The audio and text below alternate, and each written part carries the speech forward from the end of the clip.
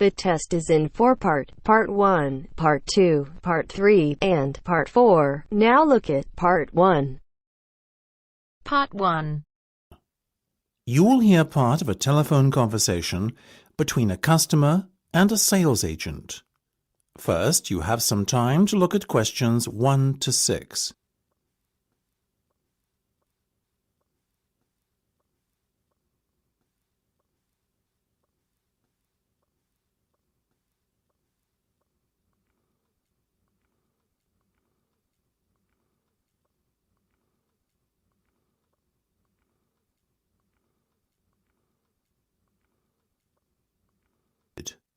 You should answer the questions as you listen, because you will not hear the recording a second time. Listen carefully and answer questions 1 to 6. Now, before we go any further, could you please confirm your full name for me? Of course, it's Marge Thompson. MARGETHOMPSON. Thank you, Marge. That's great. Now, Marge, the next thing I'm going to do is provide you with a booking reference. You should quote this in any further communication you have with us. OK, just let me get a pen.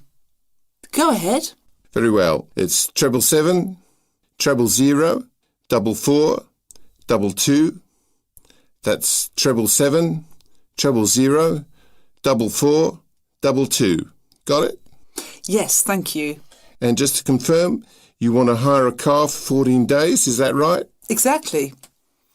Right, I can confirm that you'll be issued with a Tigray Sword Star. What's this Tigray sword thing? Oh, my apologies. That's the model of car we've allocated to you for the hire period. Oh, I see. Sorry, I'm not that well up on car models. No worries. I'll give it to you again. Mind you, it's 2 words. Tigray Sword Star. That's Tigre SWORDSTAR.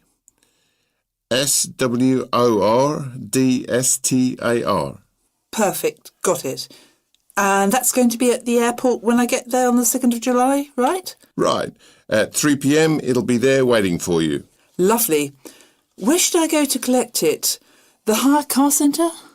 No, you're arriving at the South Terminal. The hire car centre is in the North Terminal Blue Car Park. Instead, your car will be waiting in the South Terminal Blue Car Park. That'll save you a long walk. Oh, even better. And when do I have to have the car back by? Well, we give you a period of grace, so once it's back by the 17th of July, at or around 6 p.m, there won't be any problem. Well, as I'm flying back on the 16th, there certainly won't. I'll surely have it back by the return date, otherwise I'll be in big trouble. Indeed. Now, what type of insurance would you like? Fully comprehensive, of course. Naturally, right. We'll put you down for the comprehensive then, but I must inform you that there's an excess of £500.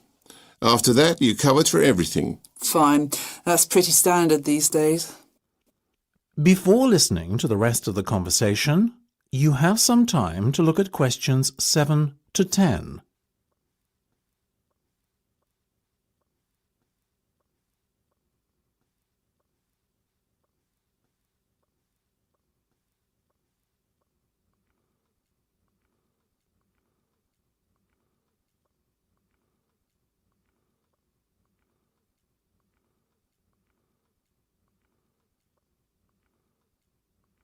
Now listen and answer questions 7 to 10. Now, Marge, how would you like to pay today? Do you accept cheques? Unfortunately not. Only a debit or credit card will suffice. OK. I have my debit card here. No worries. Excellent. Let me just give you a breakdown of the total cost now. It's £280 for the 14-day vehicle hire, and the insurance is an additional £75. Will you be needing a satellite navigation system? How much? £25. No, thank you. I'll use my own. I have one on my mobile. What about the roaming charges? That could amount to even more than £25. Good point. On second thoughts, I'll take the satellite navigation. I also need tyre chains. Is that correct? Not compulsory at this time of year. But I may be travelling up to very high altitudes in the Alps. In that case, perhaps you should hire them too. The chains will set you back another £25. No problem. So that's £405 by my calculation. We also have to include 12.5% tax, I'm afraid. Oh, well, if you must. So in total, that's £455.50. Now, let me just... That is the end of part 1. You now have half a minute to check your answers.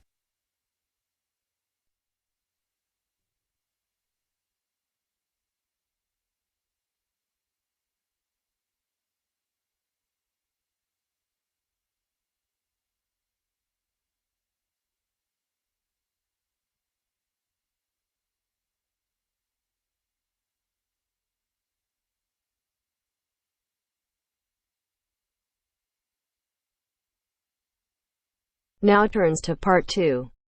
Part 2. You're going to listen to a talk about the food we eat. First, you have some time to look at questions 11 to 15.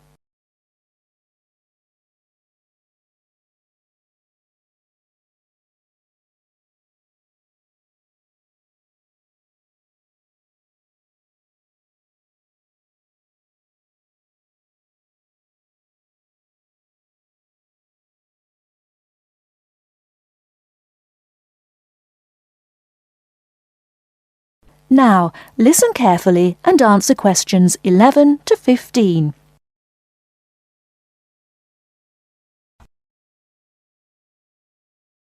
Welcome to the Food We Eat, sponsored by Safeway.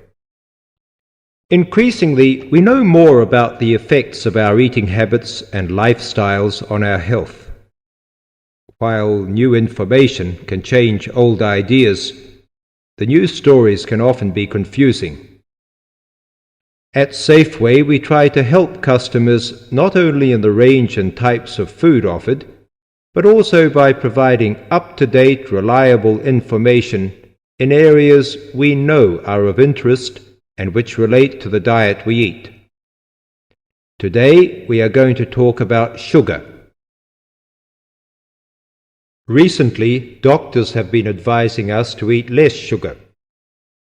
The health recommendation to use less sugar is for two reasons. Firstly, for the sake of our teeth, since the amount and frequency of sugar consumption links to decay. Secondly, as sugar is a good source of calories, it can easily be a problem if we tend to be overweight. The dental risk is because bacteria which occur naturally in our mouth feed on carbohydrates, sugar and starch, to form plaque and acid. Plaque is a sticky coating that prevents the bacteria being removed by saliva. The acid attacks the tooth itself. This takes time, however, so the trick is to avoid sticky foods like sweets, which stay around in crevices feeding the bacteria.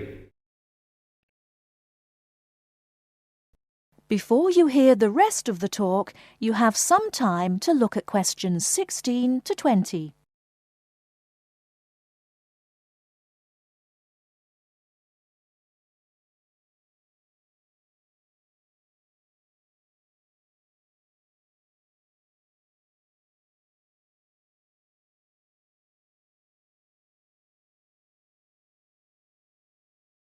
Now listen and answer questions 16 to 20. Regular brushing, preferably with a fluoride toothpaste, helps remove particles and resist acid. The worst thing you can do is nibble sweet things between meals. It puts your teeth under constant attack.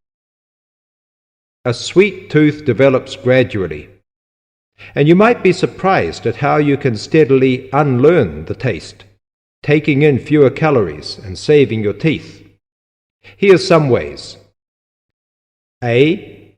Gradually cut down the sugar in tea and coffee till you can stop altogether or switch to sweeteners. B. Choose snacks with a lower sugar content.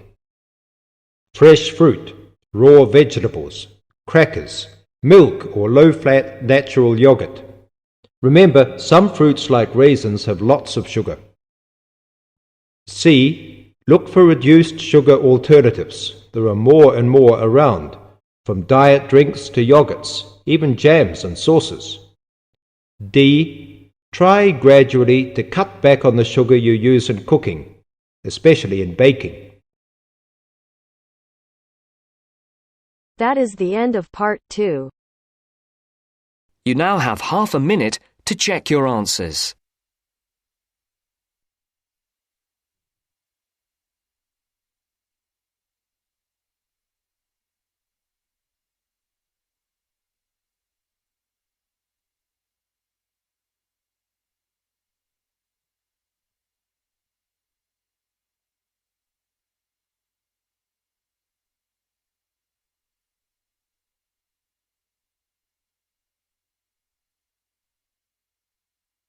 Now turns to part 3. Part 3. You will hear a media studies tutor giving a lecture about news sources. Section 3. You will hear a man called Frank talking to Dr. Lindsay about what he should study if and when he returns for further classes. First, you have some time to look at questions 21 to 25.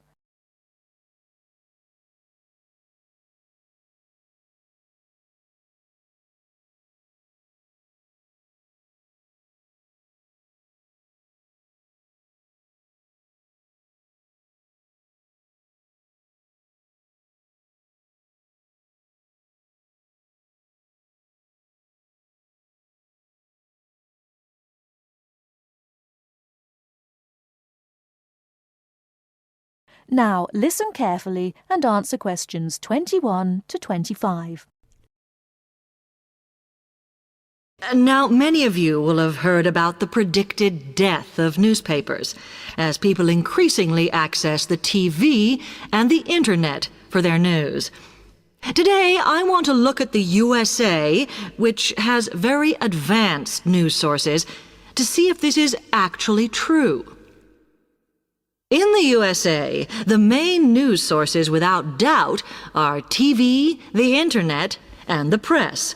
That is, traditional newspapers. And although they are each surviving and growing, they are also changing. Obviously, TV news has been around for a while, and the early evening bulletins, when people get in from work, are very popular.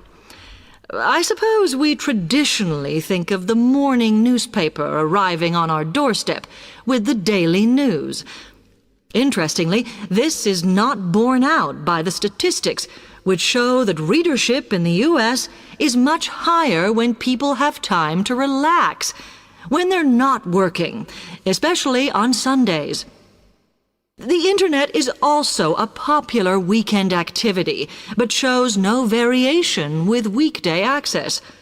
So people are using the different sources in different ways. Interestingly, local radio has been hit less by the grip of quite strong local newspapers than by the Internet, which is seen to offer a better regional service.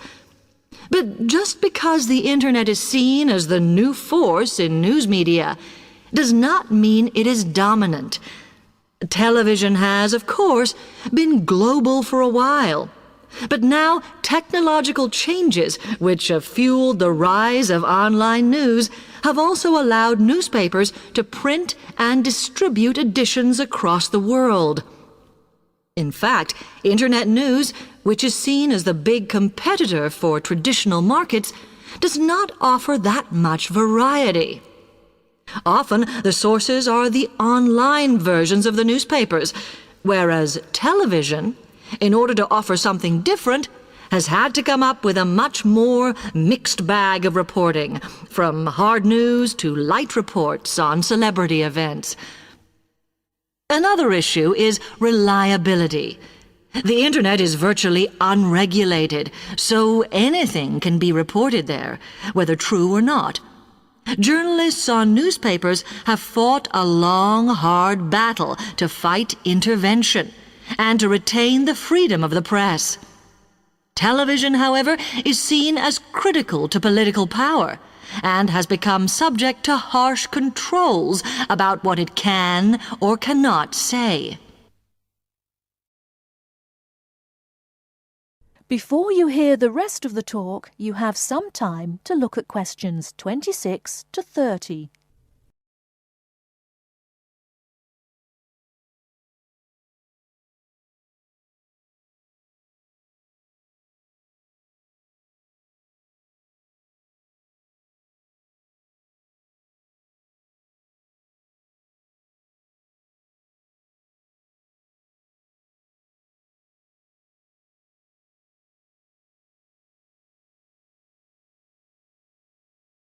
Now listen and answer questions 26 to 30.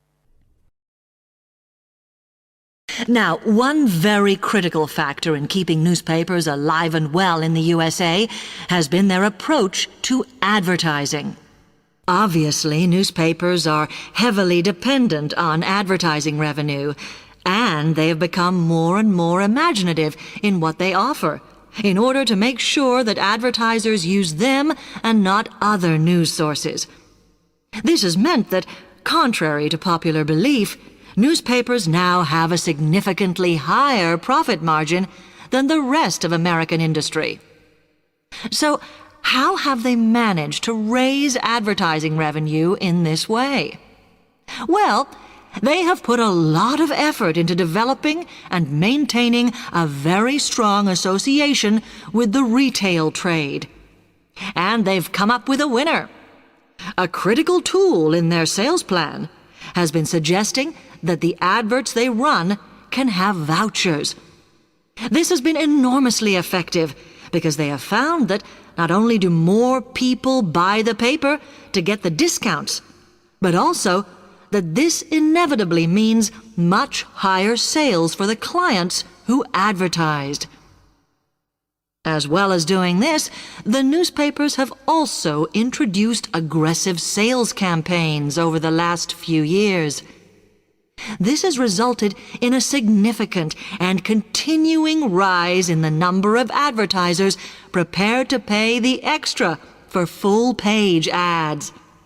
So, what I would like to move on to... That is the end of part 3. You now have half a minute to check your answers.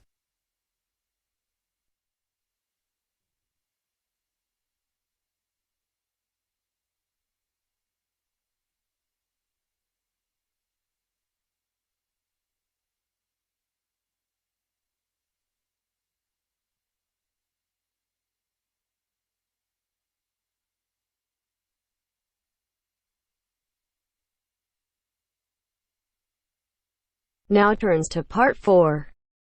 Part 4. You will hear a talk about memory in babies and young children. First, you have some time to look at questions 31 to 40.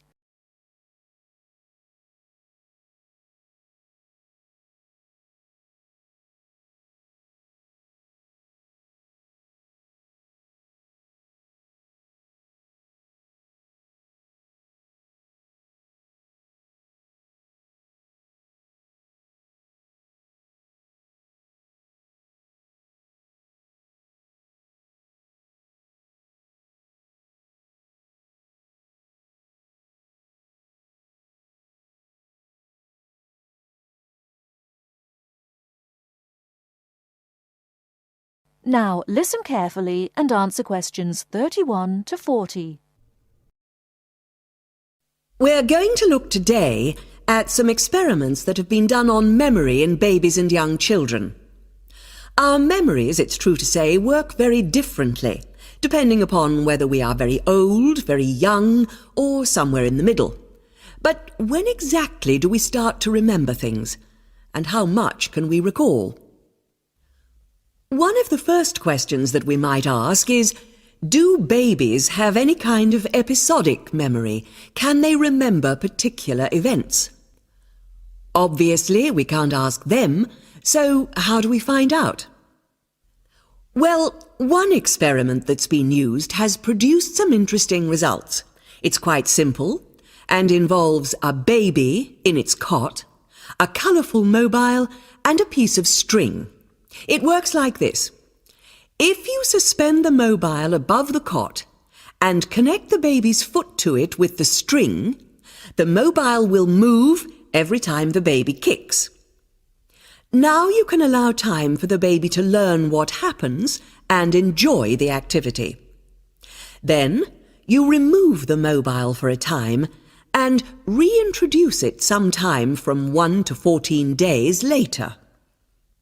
If you look at this table of results, at the top 2 rows, you can see that what is observed shows that 2-month-old babies can remember the trick for up to 2 days, and 3-month-old babies for up to a fortnight. And although babies trained on one mobile will respond only if you use the familiar mobile, if you train them on a variety of colours and designs, they will happily respond to each one in turn. Now, looking at the 3rd row on the table, you will see that when they learn to speak, babies as young as 21 months demonstrate an ability to remember events which happened several weeks earlier.